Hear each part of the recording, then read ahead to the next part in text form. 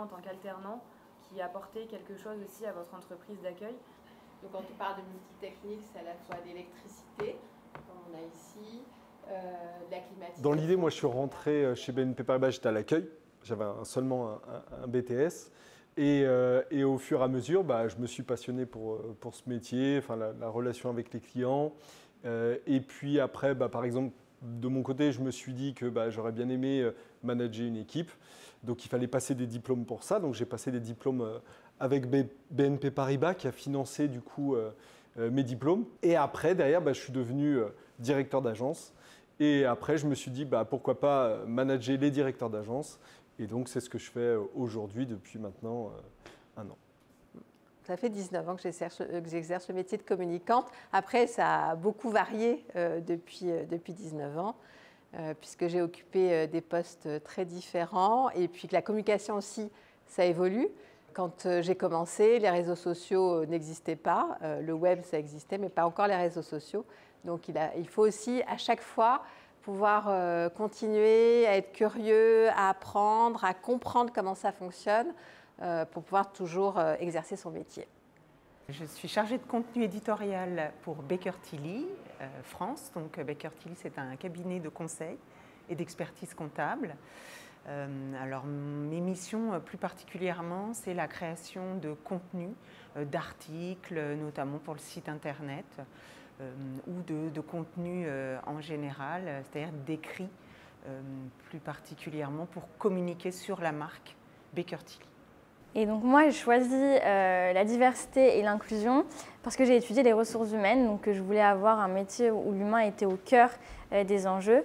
Et j'ai aussi fait des études en sciences politiques et c'était la meilleure façon d'allier le côté politique et le côté RH.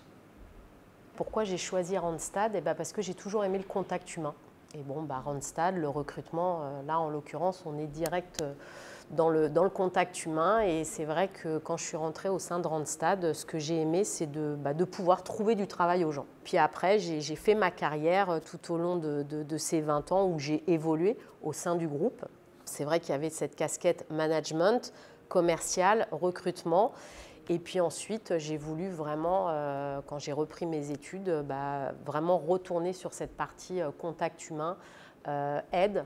Et c'est pour cette raison que j'ai pu aussi intégrer l'Institut Randstad et là vraiment être en lien avec mes valeurs et mes envies profondes que j'avais en fait depuis tout le temps. C'est tout à fait normal de ne pas savoir ce qu'on veut faire à 15, 16 ans, 17 ans. Ce qu'il faut, c'est essayer d'avoir un petit déclic pour dire est-ce que ce point-là pourrait m'intéresser plus qu'un autre. Nécessairement, sur les 5, 10, 15, 20 ans qui vont suivre, vous allez changer d'expérience, vous allez changer de job, vous allez changer complètement, radicalement comme vous l'avez fait. Donc, on change, on évolue, on devient mature et on s'oriente vers d'autres choses. Et même si c'est au sein de la même entreprise, je vous ai dit que moi c'était la même entreprise, mais on s'ouvre vers les autres. Donc quoi qu'il en soit, ce qu'il faut, c'est être à l'écoute et puis ne pas effectivement avoir des œillères. Je pense que ça me semble hyper important. Moi, j'ai qu'une chose à dire, c'est il faut oser. Voilà, il faut oser, il faut se dire que tout est possible, qu'on peut le faire. On a des parcours, nous, de collaborateurs vraiment très divers. C'est-à-dire que oui, vous avez celui qui a un bac+5 et qui est d'une grande école et qui va intégrer BNP Paribas.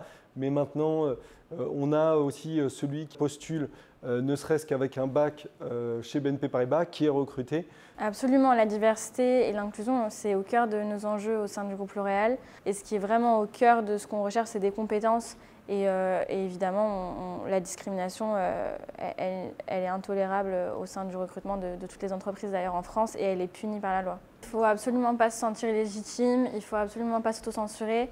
Moi-même, je suis issue d'une double culture, je suis franco-marocaine, je viens d'un quartier prioritaire de la ville. Vous avez plein de choses à apporter, vous avez tellement de choses à mettre en avant et il faut y aller. Et comme j'ai dit, il faut prendre nos contacts, il ne faut pas hésiter à nous solliciter. Et nous, on est là pour vous, on est là pour vous aider, pour vous mettre le pied à l'étrier et on le fait avec plaisir.